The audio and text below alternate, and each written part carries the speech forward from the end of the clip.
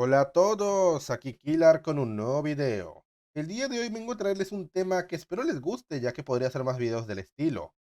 Esta vez será sobre arquetipos y estrategias basadas en diferentes culturas de diferentes países, ya sea históricas, mitológicas o incluso algunas pocas modernas. Les aseguro que tengo para contenido para por lo menos dos o tres videos, así que espero que este tema les guste.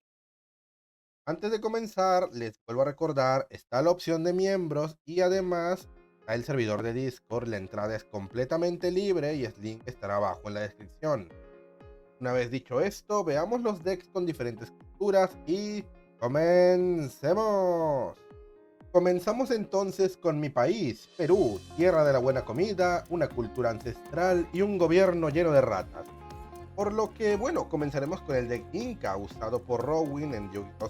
5S, el cual es una estrategia de sincronía que se basa en invocar monstruos de nivel 5 y luego con sus tuners característicos, la hormiga de fuego Ascator y su Pai, entonces invocar a sus boss monster, el dragón del sol Inti y el dragón de la luna Quilla. Sumado a eso, tienen diferentes cartas de nivel 5 como el Oráculo del Sol, que está basado en la cultura inca que gobernó el Perú y otros territorios pertenecientes a otros países latinos en la época antes de la llegada de los europeos, donde terminaron siendo conquistados, pero eso es un tema muy largo. Sin embargo, varias de las tradiciones incas se conservan en la sierra peruana. Además de eso, los incas son un tema de mucho interés en Perú, más que nada porque varias de sus culturas y tecnologías seguirían siendo útiles en la actualidad. Y por otro lado, otra estrategia peruana, en así decirlo, son los inmortales terrestres, un arquetipo de monstruos de nivel alto que suelen briquear bastante y tienen bastantes requisitos para estar en el campo, como tener una magia de campo. Pero sin embargo es muy querido por los fans de 5DS, ya que fueron los antagonistas del que para muchos, incluyéndome, es el mejor arco que ha tenido. Este arquetipo se basa en invocar a sus poderosos monstruos de nivel alto y así atacar directamente casi sin ningún tipo de respuesta. No recomiendo este deck, pero su inspiración sí que recomiendo investigarla.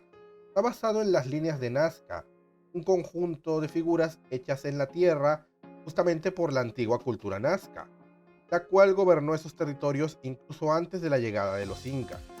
Estas líneas son consideradas patrimonio mundial y un gran objeto de estudio debido a la dificultad que debió haber sido hacerlas en esa época y el cómo se ve desde el aire. Es bastante curioso, bastante interesante y realmente merece una leída. Por lo que estos serían los decks de Perú. Seguimos ahora con el país más importante para esta franquicia, Egipto. Aquí realmente tenemos una gran cantidad de barajas, todas relacionadas a la antigua civilización egipcia de una u otra manera. Comenzamos con dos ejemplos, los Cuidatumbas y el de Gishizu, ambos enfocados en diferentes formas de guardianes de las antiguas tumbas de los faraones, siendo que los Cuidatumbas, deck basado en controlar el cementerio, son realmente personas descendientes de la cultura egipcia que se encargan de custodiar las tumbas. Mientras tanto, los monstruos Ishizu, por otro lado, son criaturas ancestrales hechas exclusivamente para custodiar las tumbas de los faraones. Por otro lado, tenemos a los dioses egipcios, basados obviamente en los tres dioses más importantes del panteón egipcio: Ra, Obelisco y Osiris, también llamado Slifer. Por lo que, bueno, realmente no hay mucho que decir aquí. Son cartas muy representativas, de hecho las más famosas de toda la franquicia, incluso más que el Blue Eyes o el Mago Oscuro. Sumado a eso, tenemos otro arquetipo que quizás muchos ya se olvidaron de su existencia, pero sigue siendo muy bueno: los hieráticos, los cuales, bien en TCG no tienen la misma referencia, en OCG tienen nombres de diferentes dioses egipcios, tales como Isis, Osiris, Set, Horus, etc. Los dioses egipcios en general son de los más famosos a nivel mundial, solo por debajo de los nórdicos y griegos. Por lo que hacer decks de esta cultura es muy bueno y aparte, debido a toda la relación que tiene la primera temporada de Yu-Gi-Oh! Con el Egipto, lo hacen mejor para el juego. Por lo tanto, estos serían los decks de Egipto. Ahora tenemos no un país, sino un conjunto de países que antiguamente tenían una cultura muy parecida. los países nórdicos. Y los decks de estos serían obviamente los nórdicos, pero también los Generator y los rúnicos, todos inspirados de una u otra forma en la mitología nórdica, siendo posiblemente el deck nórdico el más representativo de esto. Esto es un deck de sincronía centrado en invocar a sus boss monster, que son los dioses.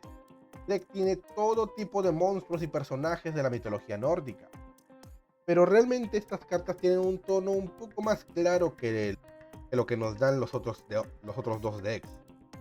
Para empezar, tenemos a los Generator, también basados en personajes y monstruos de la mitología nórdica, sumado a una inspiración en jefes de videojuegos. Tenemos a Odín, Surtur, Nidhogg y otros más, además de que en la mitología nórdica tenían un método de escritura que sería el siguiente deck, muy relacionado con los Generator, los rúnicos. Este deck, muy odiado por la mayoría de la comunidad, pues realmente se basa en la escritura de la mitología nórdica y su origen, que son las runas. Los rúnicos son cartas que son armas imbuidas en el poder de las runas. Y por si no saben qué son las runas, básicamente son un tipo de conocimiento el cual Odín anhelaba, y para obtenerlo se colgó de un árbol durante 7 días, 7 noches, en un estado que no era ni la vida ni la muerte, y ahí pudo verla.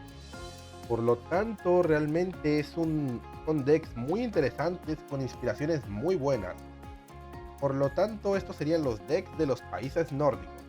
Ahora vamos con el país del sol naciente, Japón. Con estos dos tenemos dos tipos de baraja muy diferentes, basadas en lo real y en lo mitológico. Y si no quiero que Japón dure una eternidad en este video, pues pondré nada más las referencias reales esta vez y en el siguiente video las referencias mitológicas.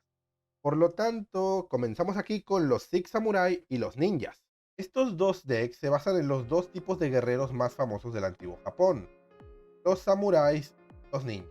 Comenzando con los Six Samuráis, están basados no solamente en el propio tema del samurái, sino en una historia muy parecida a lo que sería la era de Nobunaga o la era de Tokugawa, dependiendo. Los Six Samurai son guerreros orientales que tienen tecnología bastante poderosa que ha ido evolucionando conforme sus generaciones. En la primera generación era Shien y su séquito en el camino para convertirse en shogun y controlar el territorio. La segunda generación más bien son la guardia personal de Shien, mientras que la tercera pasa más allá en el futuro y se encarga de mantener vivo el legado de su señor. Mientras tanto, en su estilo de juego, los samuráis son raros. Se basan en la sincronía, también en los XP. Últimamente les han sacado fusiones.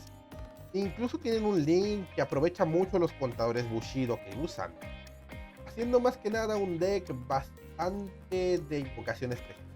Es bastante curioso y bastante molesto. Por otro lado, los ninjas son cartas basadas en efectos de volteo y con algún tipo de invocación para invocar a sus boss mobs.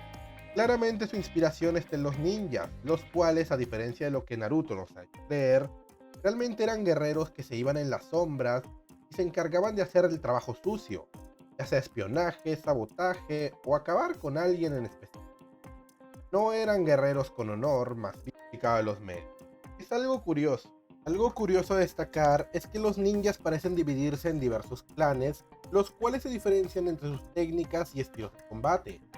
Por ejemplo, serían los clanes de los ninjas armados, basados en las técnicas de Exit, los clanes de ninjas crepusculares, que serían más basados en péndulos, y los clanes de los ninjas de colores, basados en efectos de volteo. Llegaríamos ahora con un deck representativo de la India, que son los Fire King. Estos monstruos, los cuales activan sus efectos al destruirse, están basados en los diferentes dioses y criaturas de la extensa mitología hindú, donde podemos ver deidades como Ganesha o bestias como el Buda o el Kirin, por lo que es interesante. Algo muy significativo de este deck es que su método de juego, el cual es de destrucción y reencarnación para atraer otros monstruos, está muy basado al ciclo de muerte y resurrección llamado Samsara que se creía en las culturas hindúes. Sumado a eso, incluso su atributo fuego no es al azar. es que realmente el fuego es un elemento extremadamente sagrado, por lo que me parece muy bonito el tema. Y finalmente tenemos un deck de un país bastante odiado en Latinoamérica, odiado en Estados Unidos, o sea, Gringolandia, odiado en algunos países de Europa que son vecinos suyos, entre comillas, el cual es Inglaterra, o Gran Bretaña, o Reino Unido. Realmente no entiendo mucho la diferencia, pero me entienden ustedes. Para este deck tenemos a uno de los mayores vendehumos de la historia del competitivo de Yu-Gi-Oh! El deck Noble Knight. Este deck está basado en una de las historias más famosas de la cultura popular, una que ya sea por cualquier medio ha sido escuchada por muchísima gente, ya sea animes, series, cómics, etc. El cual es la leyenda del rey Arturo y sus caballeros de la mesa redonda. Esta es la leyenda de ascensión del rey Arturo para su ascensión a ser rey. Aparecen cartas basadas en los diferentes caballeros, también otros personajes representativos como Merlín, Morgana, Isolde, Guinevere, etcétera, muy etcétera. Y además de eso, las míticas armas de historia, tales como la más famosa, la espada de Excalibur. Con el deck de los Noble Knight realmente tenemos una baraja con una gran cantidad de cartas basadas justamente en los diferentes eventos o personajes de esta historia. Una historia extremadamente extensa. Y a partir de los Noble Knight tenemos otros como los Ignoble y los Infernoble. Es una baraja que fue muy mimada en su momento por Konami, ya que después de todo le tenían mucha fe. Le fueron dando muchísimo soporte y aún así no pudo hacer nada. Pero eso sí, un deck bastante popular y bastante entretenido, ya que, bueno, es divertido jugarlo. El método de juego es bastante interesante. Por lo tanto, este sería el deck de Inglaterra. Y eso sería todo, amigos. Si les gustó el video y las ideas que se me ocurrieron, no olviden dar like, comentar y suscribirse. Recuerden que está la opción de miembros, compartan el video con sus amigos. Y además de eso, les recuerdo, el servidor de Discord está y no hay ningún impedimento para que entren. Por lo tanto, eso, espero que tengan un buen día, les haya gustado el video y una vez dicho esto, adiós.